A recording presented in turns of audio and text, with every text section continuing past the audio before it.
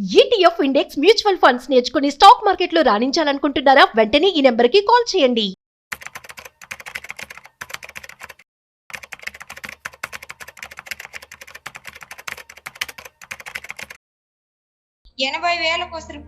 మా పిల్లల టీసీకి వస్తే స్కూల్ ఓపెన్ అయింది, అమ్మోళ్ళ ఇంట్లో చేరుస్తామని వచ్చినాను. టీసీ చింపేదానికి చూసినారు. టీసీ చింపేస్తారని చేతులు వేసి పట్టుకుంటే శారీనంతా లాగి తీసుకెళ్లి చెట్టు కట్టే వాళ్ళ ఇంటి ముందరే రోడ్డు పక్కనే నా కొడుకు పోయి కాళ్ళు పట్టుకున్నాడు.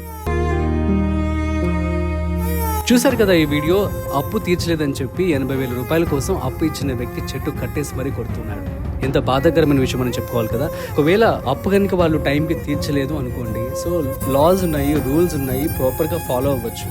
కానీ ఇట్లా అన్యాయంగా చెట్టు కట్టేసుకోవడం అనేది చాలా ఘోరమైన విషయం అని చెప్పుకోవాలి. సో మీరు కనుక అప్పు కనుక ఇచ్చినట్లయితే ఎటువంటి ఇబ్బంది పెట్టమాకండి. మానవత్వంతో అందరం కూడా బిహేవ్ చేద్దాం.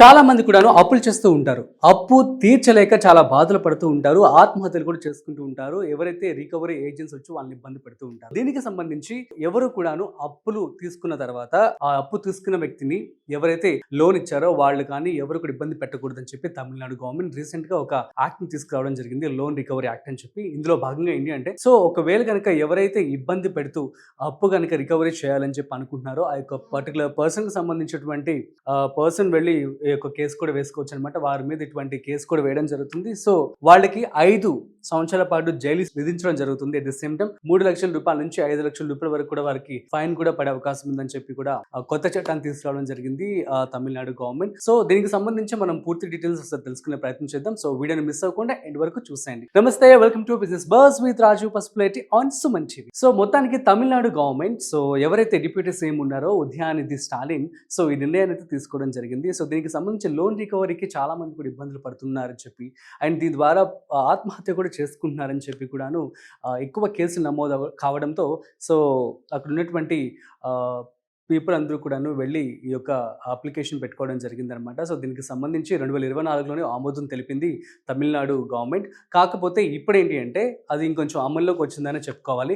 సో ఎవరైతే లోన్ రికవరీ ఏజెంట్స్ ఎవరైతే అప్పు తీసుకున్న వాళ్ళని ఇబ్బంది పెడుతూ ఉంటారో వాళ్ళ మీద కఠినంగా 5 సంవత్సరాల పాటు జైలు శిక్ష కూడా విధించే అవకాశం ఉందని కూడా వారు తెలియజేయడం జరిగింది. అయితే ఒకసారి మనం డీటెయిల్స్ లోకి వెళ్దాం. ఒక బిల్ ని ఏప్రిల్ 26న ప్రవేశపెట్టడం జరిగిందనమాట. సో కాకపోతే ఏంటి అంటే అఫీషియల్ గా ఇప్పుడు so RN Ravi, governor of Tamil Nadu, so తాను దీనికి సంబంధించి ఆమోదం కూడా తెలపడం జరిగింది. దీని ద్వారా ఏంటి అంటే మనము ఇబ్బందులు ఎవరైతే లోన్ రికవరీ ఏజెంట్స్ చాలా ఇబ్బంది పెడుతూ ఉంటారు కదా, వారి ద్వారా లోన్ తీసుకున్న వాళ్ళు చాలా ఇబ్బందులు పడుతూ ఉంటారు. అండ్ ఆత్మహత్యలు కావచ్చు, తర్వాత బర్డెన్ కావచ్చు, ఇవన్నీ కూడా తగ్గుతాయని చెప్పి అనుకోవచ్చు. అండ్ దీనికి సంబంధించి ఎటువంటి ఇబ్బంది కలిగించకూడదు. ఎప్పుడైతే పర్సన్ లోన్ తీసుకున్న వ్యక్తి కడతాడు అనుకుంటున్నాడో సో అప్పుడే కట్టించుకుంటే బెటర్ అని చెప్పి కూడా వారు చెప్పడం జరిగిందనమాట. సో ఈ విధంగా యొక్క కొత్త రూల్ అయితే తమిళనాడు గవర్నమెంట్ పాస్ చేయడం జరిగింది. సో మన గవర్నమెంట్ కూడా ఇటువంటి రూల్స్ కనుక పాస్ చేస్తే ది బెస్ట్ అని చెప్పి అనుకోవచ్చు. అండ్ సో ఇప్పటికైతే ఇది ఒక మంచి విషయం అని చెప్పుకోవచ్చు, లేటెస్ట్ అప్డేట్.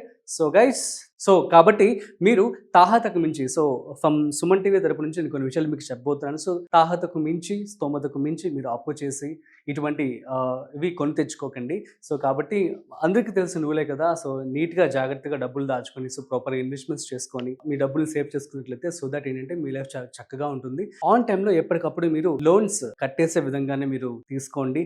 అండ్ ఇంకొక రూల్ ఉంది కదా, సో మనం తీసుకునే అప్పు మనకు వచ్చే శాలరీలో 30 to 40% కంటే ఎక్కువ ఉండకూడదు. ఇంకా మరి తప్పుదా అనుకుంటే ఒక 50% వరకు వెళ్ళండి, కానీ అసలు 30 to 40% మాత్రమే మనం అప్పులు అయితే తీసుకోవాల్సి ఉంటుంది. సో మనకి తెలుసు కదా 20, 30, 50 రూల్ అనమాట. సో ఎప్పుడు కూడా మీకు వచ్చే డబ్బుల్లో 50% మీరు ఖచ్చితంగా మీ యొక్క అవసరాలకు వాడుకోవాల్సి ఉంటుంది. ఇందులో లోన్స్ కావచ్చు, ఆ తర్వాత ఎక్స్ట్రా ఏమైనా ఉన్నా కూడాను ఒక 20% మాత్రం ఖచ్చితంగా మీరు సేవ్ చేయాల్సి ఉంటుంది. ఒక 30% మాత్రం మీరు మీ యొక్క నీడ్స్, గ్యాడ్జెట్స్ కావచ్చు, సో క్లోత్స్ కావచ్చు, ఇటువంటి వాటికి మీరు ఖర్చు పెట్టుకోవాల్సి ఉంటుంది. సో ఎప్పుడైతే ఒక ప్రాపర్ ప్లాన్ కనుక మీరు ఫాలో అవుతారో so that you can live healthy and wealthy life అనమాట. సో దీనికి సంబంధించి మన సుమన్ టీవీలో మనం చాలా వీడియోస్ కూడా చేయడం జరుగుతుంది. మీకు కనుక ఏమైనా టిప్స్ కావచ్చు, ఇన్వెస్ట్మెంట్స్ కి సంబంధించినటువంటి విషయాలు కనుక తెలుసుకోవాలి అనుకున్నట్లయితే మన Suman TV money, business, finance చాలా ఛానల్స్ అయితే ఉన్నాయి. మనం రోజు రెగ్యులర్ గా చాలా మంది ఎక్స్పర్ట్స్ తోనే మనము ఇన్వెస్ట్మెంట్ ఐడియాస్ కూడా ఇవ్వడం జరుగుతుంది. సో దట్ మీరు వెళ్ళి వాటిని చూసి నేర్చుకొని ఇంప్లిమెంట్ చేసేయండి. That's it guys. So thank you so much for watching. So ఇలాంటి మరిన్ని ఇంట్రెస్టింగ్ కాంటెంట్ కోసం చూస్తూనే ఉండండి Suman TV. This is Rajiv signing of.